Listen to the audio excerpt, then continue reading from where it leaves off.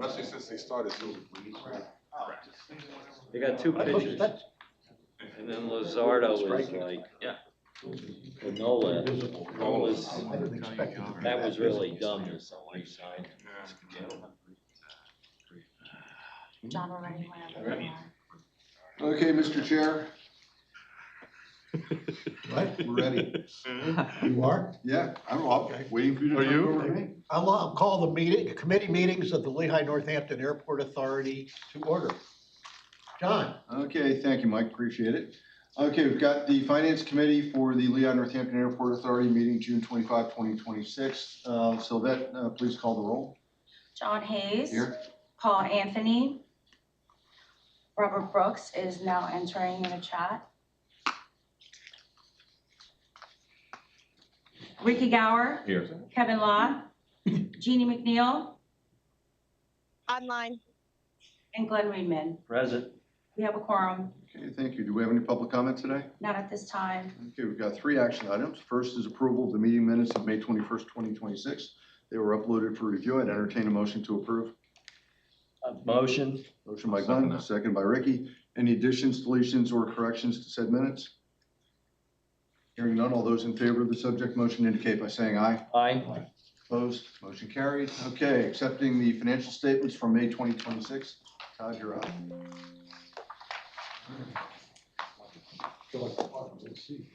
Thank you. I've been called worse. Good morning, everybody. All right, always start off with the traffic. We actually had a month where we beat the previous year.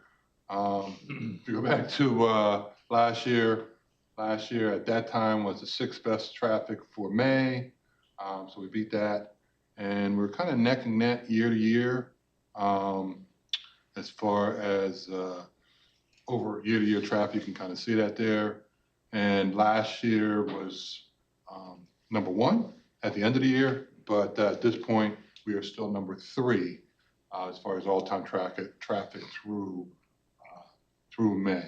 And it's a little choppy underneath. You've got the bus traffic down, and we lost how many flights to weather? 150-ish? Probably more. Yeah. But yeah, January and February, that's probably pretty close. Okay. Yeah, it's a little bit of noise underneath the numbers. So again, it's good stuff. We're still up aircraft traffic. A lot of that is associated with United Bus. Obviously ended as of the end of September last year. September last year.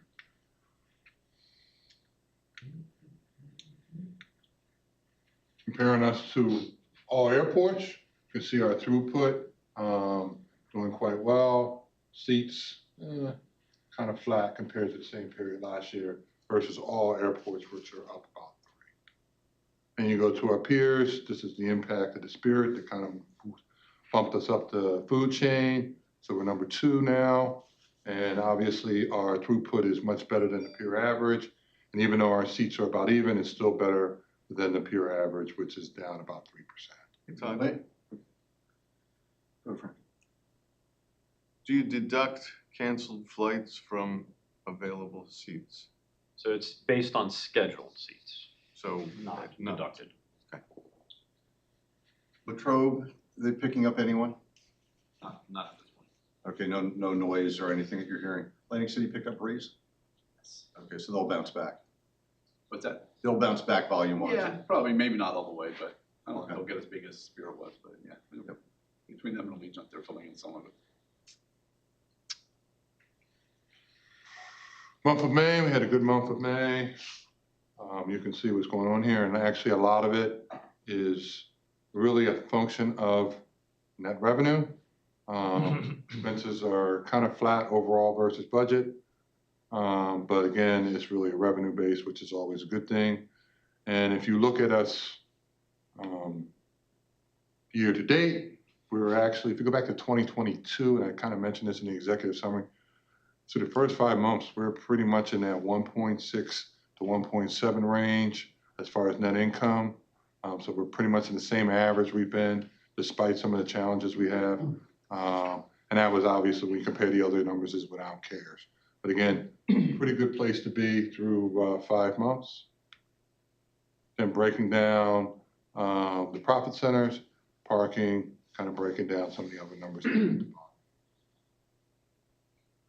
Breaking down the major variances, again, it's a lot of it is on the revenue side.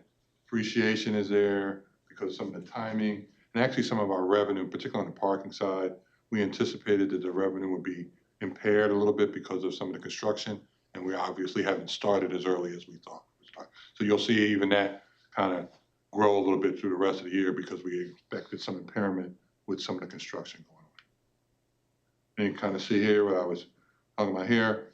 You can see versus budget, non-personnel, 2% up, personnel, -7 overall versus budget. So up pretty significantly versus last year, 5 and 3.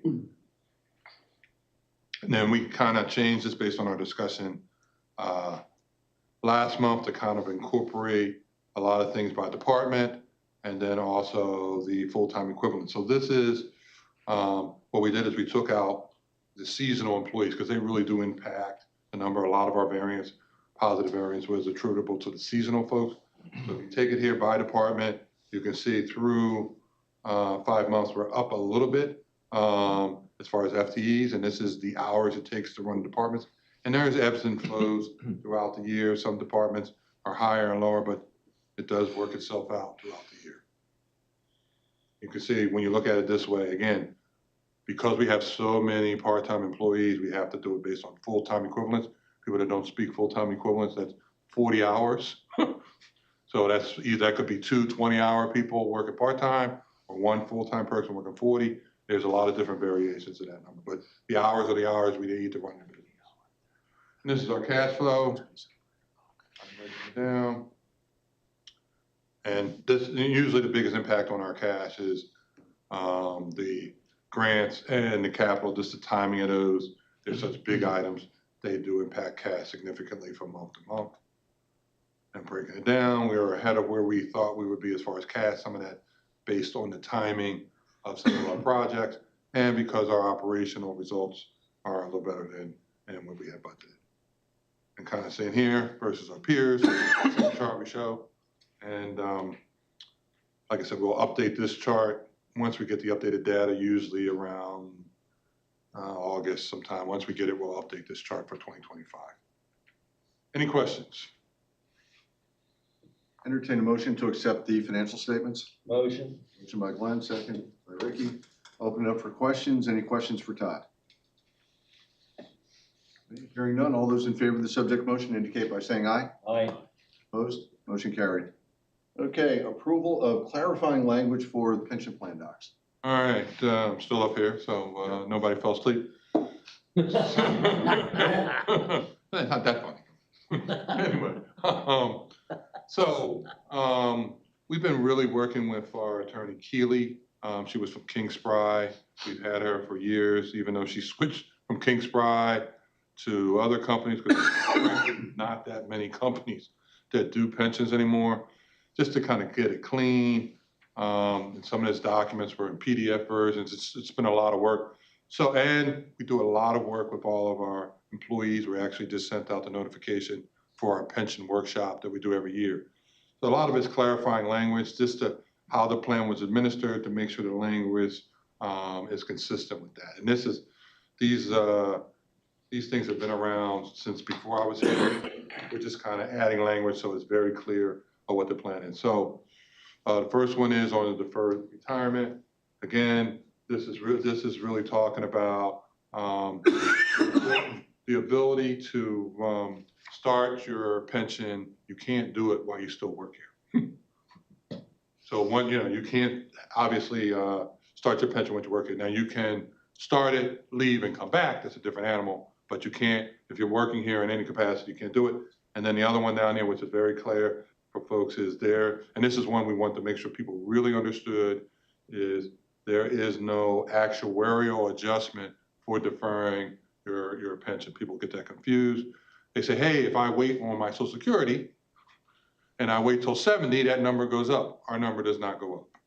So you know, at 65, that's the number. So at 65, you do the math, a woman has about 21 years on average, for somebody age 65, and a man is about 18. So you got 18 years, say you were entitled to $1,000, you got 18 years at $1,000. It doesn't go up if you wait until 67. So you want to collect it. We tell people you want to collect it at 65 because there's no benefit to waiting longer. And people get that confused because of the way Social Security does their stuff. Can you slide that down so that I don't know if I can do that or not. And this is the deferred, this is just really the death benefit. Really, this is for death benefit. If you're no longer employed here and you have not collected, you do not receive a death benefit. If you're here, you get a death benefit. The only real exception is for folks because we have the contributions for some of the plans for the folks that are contributing to the plan. If they pass away before they're vested, they're entitled to get their money back that was put in there to their beneficiary.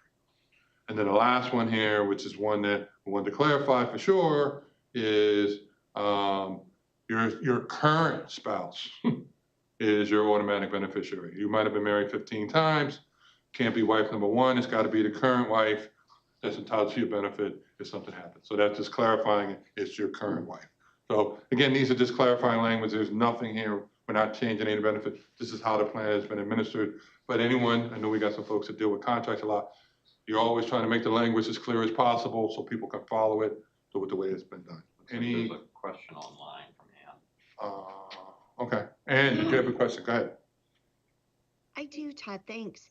So all of these rules that you have in here regarding beneficiary would be overridden when somebody specifically designates a beneficiary, right? So in your example of your current spouse would be the recipient, that would only be if somebody didn't specifically designate a beneficiary, correct? Yes, correct. That is correct. Okay, great. Just wanted to make sure. Thanks. Yep. Is this language change in all three contracts with the three Yes, unions? they're all. We've been in. Yeah, all the language in most of these contracts are pretty much the exact same. I mean, Okay. it's that's why it's one document. I don't know if they're all in the same exact order. I think they are. I think we went through them, but it's pretty much the same in every single contract. Okay, and we've discussed this with unions. We went through talked to each one of them because everybody gets a little concerned when you start talking about changes. So we wanted to sit down and walk through them. We walked through with each individual union. I sat down and walked through each one of them so they understood it. They all agreed to it? Yeah, they all agreed to it. There was no concerns. Again, there's no big deal about these things at all. Any questions, concerns? All right. Okay, so we would, at this committee, recommend to the board Right. approval of the clarifying language for the pension plan document. So I'd entertain a motion to that effect. Motion. Motion by Glenn, second. Second by Ricky again. Okay, any additional discussion? Hearing none, all those in favor of the subject motion indicate by saying aye. Aye. Opposed? Motion carried. Does anyone have any new business they want to bring before the committee? Okay, hearing none, I'd entertain a motion to adjourn. Motion. Thank you. Ricky, Glenn beat you to it. Or Glenn, Ricky beat you to it. Okay, we're adjourned. We're back to you, Mike. Okay, thank you. I'll call the executive committee meeting to order. Sylvette, will you please call the roll? Mike Stershik, Here. Frank Fasciano, I'm here. Paul Anthony, Justin Grimshaw, Here. Robert Brooks. Here. Glenn Reedman. Present. We have a quorum. Thank you. Do we have any public comments, Sylvette? Not at this time, sir. Okay. You all received on the portal the minutes of the May meeting of the executive committee. Are there any additions, corrections, deletions? Hearing none, I'll accept a motion to approve the minutes. Motion. Justin, Glenn, second. All in favor? Aye. Aye. Any opposed? Thank you. We have the approval of the Florio, Perucci, Steinhardt, Capelli, and Timpton LLC invoices. Is there any questions or comments? Hearing none, I'll accept a motion to move. Frank, a second. Justin, any discussion? All in favor, signify by saying aye. Aye. Any opposed? Thank you. Discussion item, Darren, you're doing a air service update. Sir, thank you. Morning, everyone. It's been about 6 months or so since we talked about air service, so we try to do these twice a year or so. So just run through a little bit on sort of what's going on in the industry, a little bit about what's going on here, and a couple slides on the Allegiant and Sun Country merger, because I think that's obviously pretty important to us. So no point in talking about air service right now if you're not talking about jet fuel prices. As you can see, they've gone up quite a bit since this time last year, almost over 85% increase. Anytime this happens, carriers start looking at capacity cuts, route suspensions, things like that. Service cuts, seeing things like Delta Airlines not doing cabin service on any flights under 350 miles now, things like that. They're all looking to save some pennies somewhere. Good news that you can see up there, the estimates for the May price is that actually has come down a little bit on jet fuel, and I do see oil prices are dropping pretty substantially now, but jet fuel will take a while to catch up to that, as it always does. So, so how's that kind of affecting us? The good news for us is it really hasn't had a lot of effect on us at this point in time. So that's the good thing. We still have all of our airlines here. We're still seeing some growth here, which we'll talk about a little bit more as we move forward here. Cargo being such a big piece of our business is really important during these times because it has way less effect on air cargo when the fuel prices go up. Obviously they would prefer them to be down, but then you don't see the cuts and the changes as much on the cargo side as you do the passenger side when this stuff happens. But what we have seen is across the country, you're seeing legacy carriers cutting routes, raising fares. Allegiant actually, trimming some of their weaker stations, and some of their weaker routes nationwide. But so I think right now, as long as things hold and prices continue to go down, we don't probably have a lot of concern, but it definitely is, as we know, nothing is set in stone in what's going on in the Middle East right now. If things change and fuel prices start going back up and it's prolonged, it's something we need to keep an eye on because it will start to affect us at some point, I would imagine, if that's the case. How's the Chicago route been welcomed with American? I think it's doing well. It's selling well. I mean, we don't see load factors or anything yet. It's too new, but we met with American a couple weeks ago and they were happy with sales at this point in time. So that's a good first step. Very good.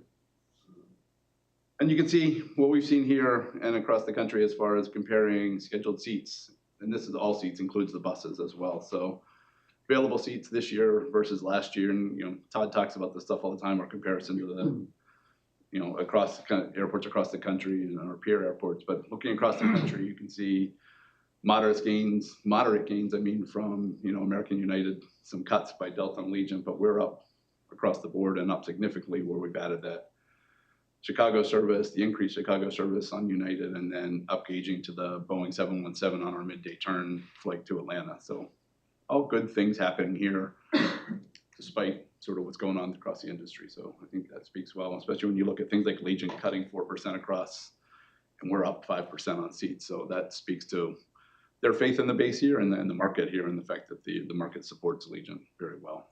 So.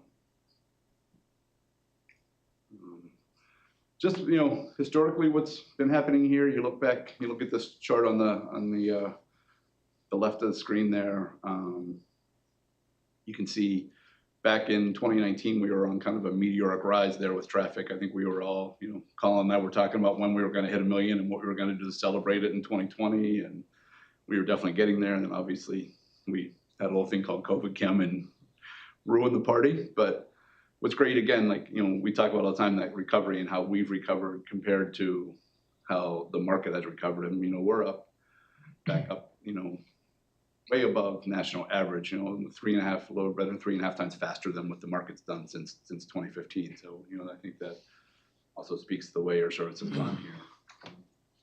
We talk about our carrier mix a lot. You can see, Allegiant is a very big player here. We'll continue to be the biggest player here, I think, for the foreseeable future, and probably potentially increase that market share. Yes? I had a question. How often do you meet with the carriers?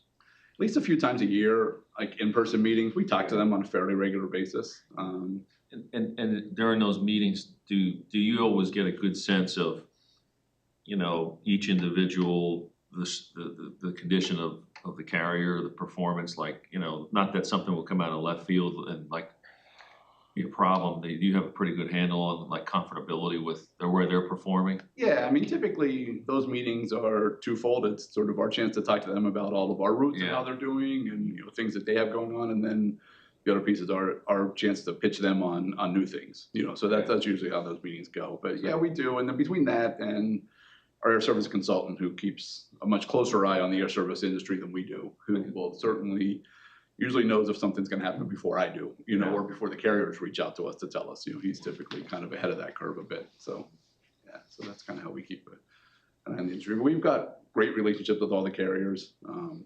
specifically Legion. I mean, we've got a phenomenal relationship there. We know everybody there at this point in time because they've been here a long time, and so it's I think we usually know what they're thinking and where things are headed. And they're very good. I mean, our Allegiant is very good about keeping us informed, especially again, since they know the importance of Allegiant to us here with the size of the carrier they are. You know, like when they, specific example, when they decided to start some service into Philly, obviously that was something that got our attention right away. And before they announced that, I got a call from somebody at Allegiant to say, hey, just so you know, this is what's happening and this is how it's not going to affect you, those types of things. So I think that's the relationships that we have with the carriers. And then just a little bit on cargo, the same type of story here. You can see from 2020 was a banner year for everybody with air cargo across the country. You know, obviously e-commerce got a big boost during COVID when nobody was going out of their house. But we can see since then is we're up about 44% since 2020, and the market's actually down about 8%. So we continue to see air cargo growth. I think this year we're down slightly over where we were at this time last year, but it's pretty close. It's similar to where we are on passenger traffic. So we may be off that record number of 302 million, but you know, I don't expect it to be off by much. And obviously the effect of Amazon there, you know, back in 2014, we did all of 30.6 million pounds, and now we're 302 million pounds. So we've obviously seen quite the growth through Amazon and also some growth with FedEx. So it's been quite the ride since we brought Amazon on board 10 years ago, or a little over 10 years ago now. And then, like I said, the Allegiant Sun Country merger, I think very important to us. So you can look at that route map up there in the corner, and the blue lines are the Sun Country lines, and all the orange are the Allegiant. And you kind of see how the networks are different. So Sun Country runs 99% of their traffic runs through Minneapolis right now.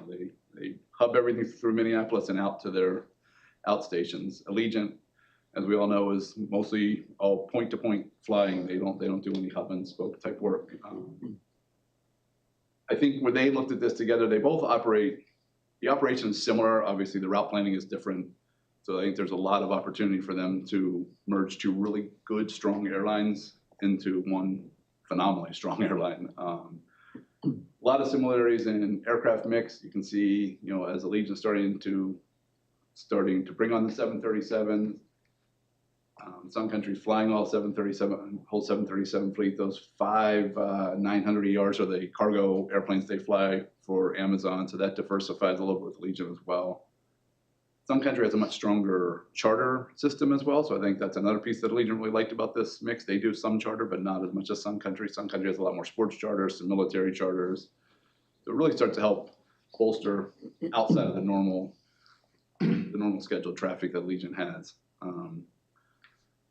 And then from the financial standpoint, so, you know, with the loss of Spirit, we've now got basically, and this combination is really only going to be 2 publicly traded ULCCs. There are 2 other ULCCs in the market, Breeze and Avelo, but they're still both privately held. I think Breeze is looking to probably go public next year, and Avelo's talking maybe in another couple of years. But I would also say they're both still very young, immature airlines, and no one's really sure what the end result is. So we looked at the 3 that are left today with Sun Country, Allegiant, and Frontier, and then obviously the combined Allegiant Sun Country airline. I know we talk about that market share all the time, and I think you've heard me say it, you know, 100 times. If we're going to have one ULCC here that's going to be that big, Allegiant's the one we want, and this is exactly why. If you look at the financials, you know, the 2 airlines together from a revenue standpoint are going to be very close to the same size as Frontier, but then when you look over at operating margin and the way these airlines perform, that's why we're happy to have Allegiant as our number one carrier and as our ULCC carrier here. Sun Country, you can see, has had a 5-year consecutive profitable streak. Allegiant had a nice long streak going too up until last year when they had to write off the resort that they had bought when they decided to vary from their motto and get into the resort business, and then realized that was a bad idea and took a pretty big write-off. So that kind of killed their profitability streak. But truly, if you take that resort out, they've been profitable for, I think, 10 plus years, to be honest. So I think, talking to them, that's their opinion, is they've got 2 really good airlines coming together as one that'll just make it stronger in the end. So basically, what's that mean for us here? The merger closed in May. Closed pretty much in record time. It'll take them another 18 to 24 months before they're fully integrated under one operating certificate. I can tell you again, they're in no hurry because as I said, they've got 2 airlines that are doing well alone, so they're going to take their time to make sure they get it right. They have talked about whether they'll do some code share things in the interim, so we could start to see some activity between the airlines, but I don't think that's been determined yet. A lot of opportunity once this happens. I think you'll start to see them, Allegiant, taking some of that Sun Country connectivity stuff back through Minneapolis and some of that. I think that maybe opens up an opportunity for us to see a connection through there to maybe some other markets. Sun Country does a lot of international leisure flying, so that could open us up to some of that. We can't do true international because we don't have a federal inspection station, but there are some of those, sort of international-esque markets like a San Juan or some other markets that may have pre-clearance, things like that, where I think would be start to become better opportunities for us with this merger. So I think that's The cost be to establish a federal inspection station. $20 million Okay. plus operating costs and things. I think when we looked at this, we went and looked at it 12 years ago, I think, and it was about $10 million then. Okay. And they won't guarantee they'll staff that. So then you've got to pay for staffing as well. And I think if I remember back then, it was So Puerto Rico's where we want to be. 150 grand a year, and you need Per 5 person. officers. So So we want to be in Puerto Rico and St. Thomas. Right, exactly. That's the thing. It'd be great to be able to do international, but there's no way you can ever financially make it make sense. You just can't. Okay. So I'd love to have it. I'd love to be able to be out selling it, but I couldn't possibly stand up here and say, hey, this is a great investment. We should do it. So. In the near term, I don't see really anything changing here with us with Allegiant. There's no route overlap. Obviously, we did not have Sun Country here, so they're not cutting anything from here or anything like that. There's really there's very little route overlap on this whole merger, which was very interesting. There are only, I think, 2 identical routes between the 2 airlines, which is crazy. So when they merged, there was very little that they had to cut. So I think, at this point, the network starts to open up to everybody as they start to integrate. You can now book Allegiant flights on Sun Country. My plan was to get up here and say, hey, look, we're now on this website. We've got a new airline, but I thought that'd probably be a little disingenuous. So we are. But you can book Allegiant through Sun Country. So ABE is now on the Sun Country website. So it looks like we have a new airline. Has Allegiant talked at all about establishing a route to Minneapolis early, just to tie into Sun Country's hub? Yeah, I think it's something that's definitely on the table. When we spoke to them last, it's definitely something they're looking at. And it depends on how soon they would look at it, whether they wait till they're fully integrated or they start looking at doing code share between the 2 airlines. And I don't know that they have determined what they want to do with that yet.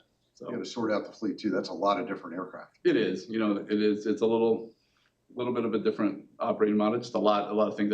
I think they got through approvals way faster than they thought they would, to be honest. Because the government knows they screwed up the JetBlue Spirit deal. Well, there you go. But so I think that was, not that it caught them by surprise. I think they're obviously very happy to get through as quickly as they did, but they've still got a lot of planning to do to figure out how this is going to all work. But I can tell you very confidently they have a great plan. They'll do this exactly like Allegiant does everything else. They're going to be very deliberate. They're going to take their time. They're going to get it right. And again, it's going to be a much stronger airline and really open up a lot of better opportunities for us. So I think that's it. Happy to answer any questions. Any questions? Okay, thank you. Thanks, everyone. Is there any new business for the executive committee? Hearing none, I'll have accept a motion to adjourn. I'll move. Thank you, Glenn. We're adjourned. Jim, over to you.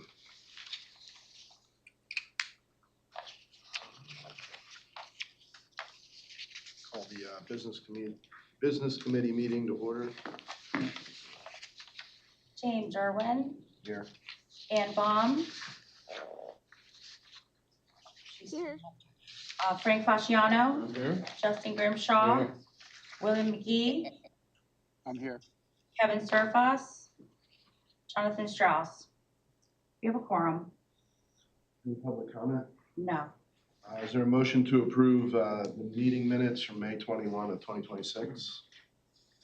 Justin, second. Frank, all those in favor? Opposed? Aye. That's it. Parking garage update. All right, good morning, everybody. Exciting to see you, and thanks for giving me an opportunity to update you on the parking garage. The last time we were in front of you was October 2025, and we were progressing the design forward. So this just gives you an idea of where we are right now. In April, we received our NIPD's permit. We also got the land development approval from the Hanover Township as well. And the program itself is at 100% contract document development. So the design is essentially near complete. From a schedule standpoint, you'll know we're kind of entering this third quarter of 2026, and that would be when we would initiate procurement, the public procurement process in the bid and award. We think that's going to take a couple of months at least, and then initiate that sometimes in late July. As far as the project highlights, 5-level garage, elevated pedestrian walkway, 1,222 additional spaces in this garage with ADA and accessible parking, van accessibility. What's the net increase? 1,000. It is Park Smart ready, which is specific to garage and energy efficiency. We think we're going to achieve a silver with that, and that brings sustainability to the table as well. So, Cutter project. And it also has an efficient construction schedule of 24 months. So we think from shoveling the ground to opening the garage is about 2 years. Not to say a picture's not worth 1,000 words, but this gives you a bird's eye view of the garage itself and the elevated walkway into the terminal. This is the exterior lighting with LED lighting and reveals integrated into the garage precast. This is the entrance into the garage and the circulation around it. This is once you're inside, the circulation as you move up to 1, 2, 3, 4, or 5 levels. This is the enclosed tower with the elevators tying into the elevated walkway, with some opportunities for branding and then a color scheme within the garage to provide for circulation and wayfinding. This gives you a picture of the bridge itself, the elevated walkway above the arrivals and departures roadway, tying inside the terminal. Inside that walkway, we've captured some of the same tendencies and set a precedent at the checkpoint. It matches that floor and color, so it brings consistency to the terminal itself. And then once you're over the bridge, the wayfinding is intuitive. 2 escalators, a stair, 2 elevators that all enter into the terminal space. You'll see the cladding on the elevator matches the cladding that we had at the checkpoint, the 2 escalators going down and the stair to go along with that. On the lower level, once you're through bag claim, arrivals roadway, now we're bringing some intuition again from bag claim to cross and then improving the lighting and infrastructure underneath to give the terminal a bit of a facelift underneath. What happens during the construction of the garage? So public parking right now, we're at a count of about 2,010 spaces. And then we're doing some enabling projects to increase that. So essentially when we lose the short-term lot during the garage construction, you're also going to pick up additional spaces through remarking and through adding some overflow parking. So that gets us to about 2,038 spaces. After garage construction, we add that 1,222 in there. We net 1,000, gets us to 3,263. And now you have really enough parking capacity through 2036. So the cost estimate itself, a net 1,000, but 58 million for the program itself. 4.7 million in federal and state grants have been awarded. And then obviously we're trying and pushing to get additional opportunities for grant funding. And then the bond financing that goes along with that. Our next steps right now. continue to apply for the grant opportunities, implement additional long-term enabling parking to supplement the parking we're going to lose during the duration of construction. We are finalizing the front-end documents, and we plan to do a complete legal review on those before we go out for public procurement. And then we can initiate the procurement opportunities in a multi-prime scenario, be 5 contractors, including a precast contractor as well. And then once we get the bids and the packaging, analyze opportunities for value engineering, and then look at any opportunities for add alternates or deduct alternates associated with the program itself. So that is kind of where we are right now. It's exciting to me, at least. When do you think it'll go out for bid? I think probably realistically the end of July, 3rd or 4th week of July. We complete the legal review component of it. We got the bid forms going right now. The design is done. It's just now bid forms and documents. Just using round numbers, we've got a $60 million project. So far, we've only got $5 million in grants awarded to the project. What other dollar amounts, what other grants have we applied for? What do we think we'll get? What do we think the bond piece of this will be? Good question, John. Look, I think we've gone to the federal side, been able to secure some money from that side. I think there's more opportunity there. I think that on the state side, we've got state support. I was in Harrisburg yesterday, meeting with McNeil, others in the delegation. I think people understand it. We've been in the RCAP program. We're pretty much in a lot of different programs. What you have to look at is you're talking about singles and doubles. Yeah. We're not in grand slams here. When you go back to the connector project, it was about 7 different programs that we went into. Yep. We've already tapped into those programs again. We have a strategy on what we think is achievable and attainable in those programs. So far, so good. We're sort of holding serve on where we need to be. So look, I think the realization is that people understand the project needs to happen. When you look at the PennDOT side, PennDOT was here years ago and mentioned the fact that we would need to go vertical. We're pretty much the only airport in the top 5 doesn't have parking structure when you look at the numbers. So I think there's enough talk and enough understanding. And don't forget that this is not as we did with the connector, this isn't hey, it just stops at some point. There are programs where even if you're in construction, you can continue to go after funding. So I think this is not a 1 year, hey, we get to June, July, okay, now where are we at? This is more of a story and more going back and trying to find ways. So I feel confident, John, to be honest with you, in what we've got going and how people feel about the project. You think you can get about half of the 50? Half of the 50? Of the 60. Yeah. I don't know if I'd go that far. I don't think that, number one, I think we have to look at it from multiple viewpoints. One is, those are engineer estimates. So we don't know necessarily what that project is going to come in at, correct? I mean, that you're assuming that it's the high, who knows where that comes in, right? So that's the first piece of it. So we're playing with a game of we don't know where that number is going to be. But I feel good, Frank, that we've been successful on multiple projects here, whether that be in the hotel with an RCAP. We've got great support. People understand what sort of role we play in this region, and I think timing of it all. When you look at what's going on with Allegiant and Sun Country, when you look at where we've been bringing more air service in, the time is now, and we've met with everybody we need to meet with, and we've got support. So, can I put a number on, Frank? I can't, but we're going to continue, and we've been successful in the past. And I don't feel we're not going to get there, but we need for Todd and them to get this done. So that's the best I can answer. Without answering. I was hoping that Cedric was going to deliver a check today. Yeah, that's right. So We're going to deliver efficiency, huh? So we're looking at bid late July. Initiate the activity. So I think it's probably 2 months. Okay. Because we got, there's obviously 400 pages of drawings. Yep. And there's a pre-bid meeting, and then there's at least one addendum with questions, but probably like 5 addendums once we get the questions.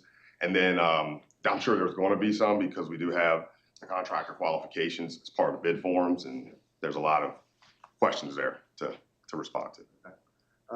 Financing during the construction period, is that going to be outside of the bond issue? We'll only do the bond issue for permanent, or how do we envision putting that together? Okay.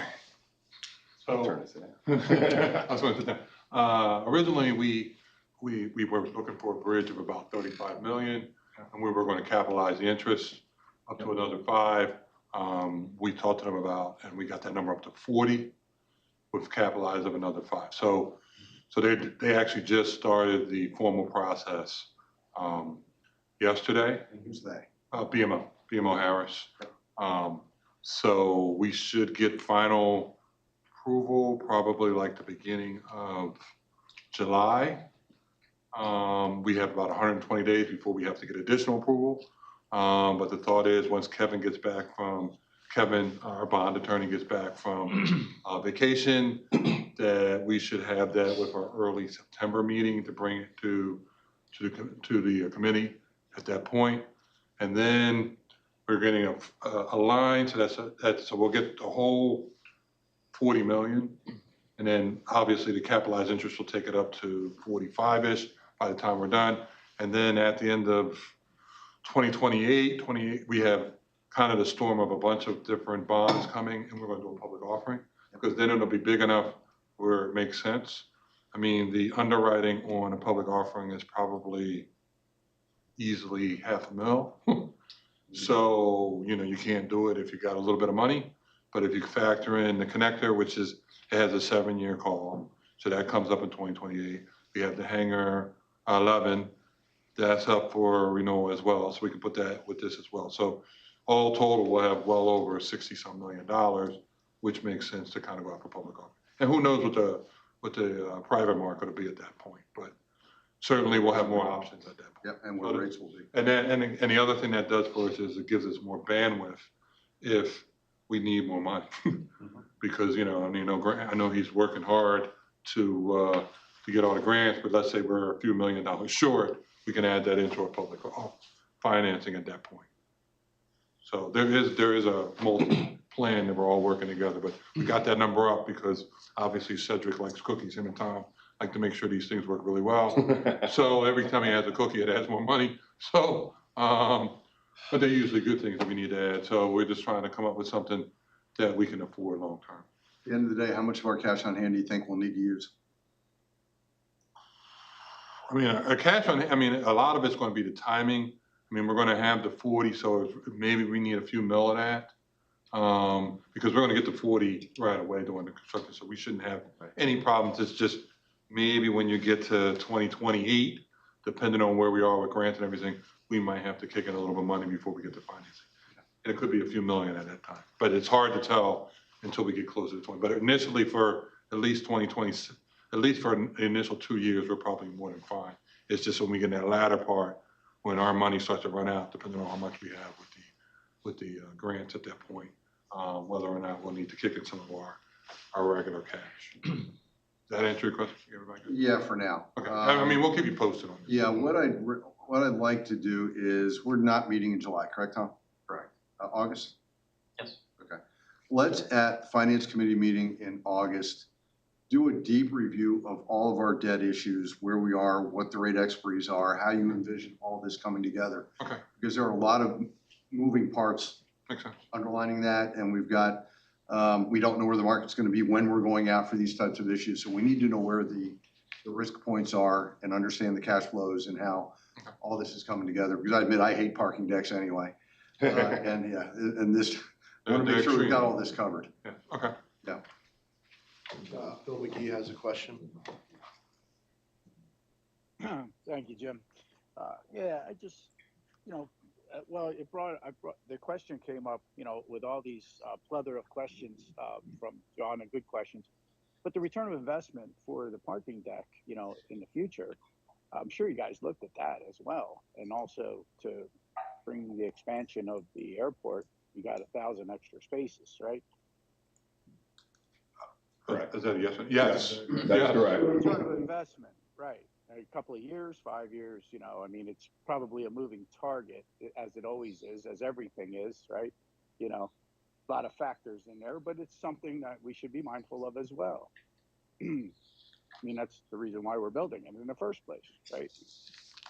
Yes.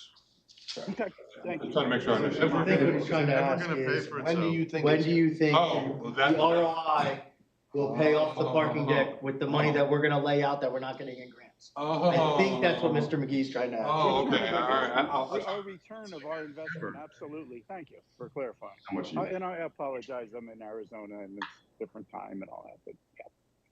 I think when we looked at it, I think we talked about break even was probably around 31 because of the increased capacity and then the debt service. Because what you're dealing with now, if you look at our gross revenue of parking, we're about 7 million last year, but we didn't have any debt service. So let's say it's $2 million. It's going to take you a couple years to make up that difference before you're at break even. So we figured it was, once we're at full capacity, probably a couple years, and then we'll kind of be at break even, and then we're going from there. So 2 to 3 years if we're 2028. A couple of years where you're covering the debt service itself. That's quick. 2028, 2029 is being turned over. 2031, you think you'll be there, so. 2031, you'll be like, hey, where we were before. So 2 to 3 years as far after. as netting out the debt service, and then from there, you'll start picking it up from there. That's kind of how we look. Because Even on debt service, not maintenance.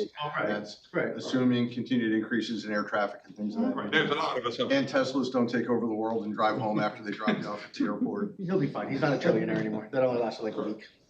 But yeah, we actually, and we also factored in, Thank you. we also factored in some leveling off of the garage once it kind of the excitement of it. So we factored all that in. But again, it's kind of coming up with how do we pay for that too? Because that's an immediate hit on our cash that we talk about all the time. Yep, we need to do this. I don't. We don't have. I don't question that. It's just a personal. We can all park It's at a growing pain. It's a growing. That's what the conversation was. Capacity, yes, is the driver, but customer experience and convenience are also a part of this. That's connectivity to the checkpoint. So you think the trajectory of use will go up as a result of that. Because Philly doesn't suck as much as they used to, so we have to play that game. That's right. They still do, but not as much as they used to. That's right. We'll name the spaces appropriately. One last thing while I have the floor, I was really impressed with the design. That was really a Thank you. uplifting experience this morning. Thank you. Thank you, Jim. That's all I have. We'll tie in nicely. Any other questions? Thanks. Thank you. I don't know if we need an executive session, but given we're talking about bidding the parking garage out, where are we at with the RCO? Do we hear anything from the FFA? Because I don't want that bid without the ordinance we passed on it. Yeah, we haven't received anything back from FAA at this point. I just checked my email, see if we got anything this morning, but we're still on hold from them. Our understanding is the Washington team in FAA is looking at it, and as soon as we get something back, we'll pass that along. Executive session. Motion to adjourn. Can I ask one question quick before we adjourn? Do we need to talk at all in exec session about the stormwater tax? I was just thinking about that, if we want to have a discussion now for an update, that would be exec session, considering there's pending litigation. If we wanted to do that as a group on Tuesday, we could do, but if do it you'd now. like an update now. Let's get an update now. Okay. I can't move. Is there a motion? All those in favor? Opposed? Aye. Speech. Colin? Good. The committee took an executive session to discuss pending litigation. During the session, no decision-making, deliberations, or votes were held. Is there a motion to adjourn? Frank, second. So moved. Get that one. Before everybody leaves, if you haven't already done so, please let Sylvette know if you're going to be going on the tour after Tuesday's board meeting, so that she has an accurate count.